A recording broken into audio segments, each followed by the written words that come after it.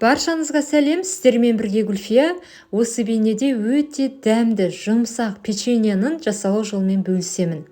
Бейнені соңына дейін көріп, менімен бірге жасап көріңіздер, сіздерге ұнайтынына сенімдімін.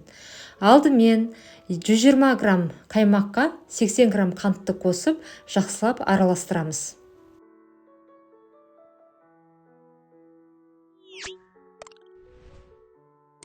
Шетке алып қоямыз қаймақты.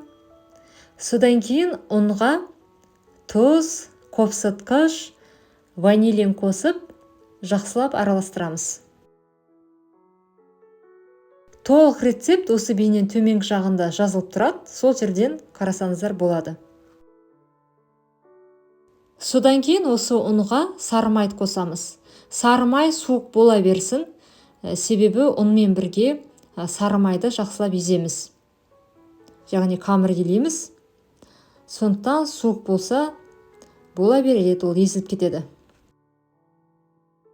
Жақсылап еземіз майды. Содан кейін қаймақ пен қантты қосамыз. Қаймаққа қантты араластырып қойдық.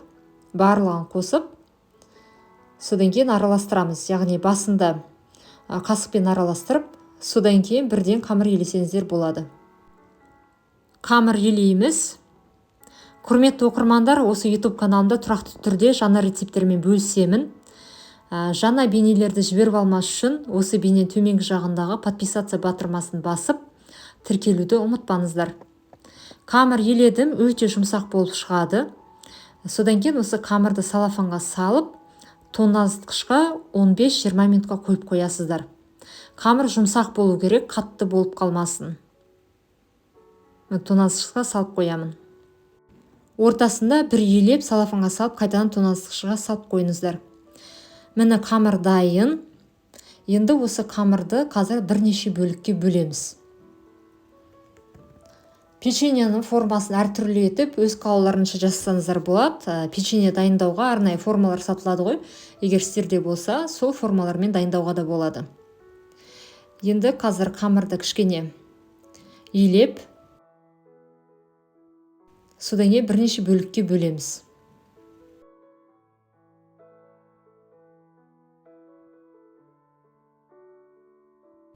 Дайын қамырдың әр бөлігін домалатып қоямыз. Бейнеде көрсетілгендей қолыммен домалатып, дайындап қоямын барлығын. Қамыр дайын. Енді осы қамырды қазір шетке қойып, форманы дайындап аламыз және қантты қойып, осы қантқа қамырды батырып аламыз. Яғни печенье батырып аламыз да. Содан кейін тура осылай пісіре беруге де болады, бірақ мен қазір формасын жасаймын.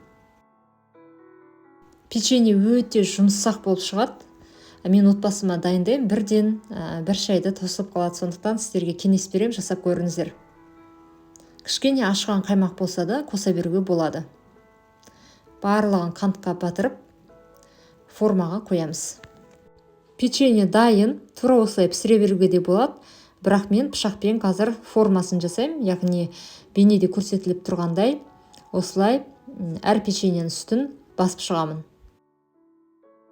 Тура осылай жасау міндетті емес, бірақ өте әдемі болып шығады піскен кезде. Осылай пышақпен ақ түрлі формасын жасауға болады печеньенің, әдемі етіп. Асықпай сіздерге көрсетейін. Печенье піскен кезде өте жақсы көтеріледі, сондықтан үстін баса берсеңіздер болады қамырдың. Немесе шанышқымен де әдемілеп формасын жасауға болады печеньенің, үстін басып. Дайын печеньені 180 градуста 10-15 минут пісіреміз. Өз пештеріңізге қараңыздар, себебі пеш әртүрлі болады. Печенье дайын, өте дәмді, жұмсақ болып шығады. Міндетті түрде жасап көріңіздер. Егер осы печенье жасасаңыздар, комментарий бөлімінде бөлісуді ұмытпаңыздар. Ас болсын.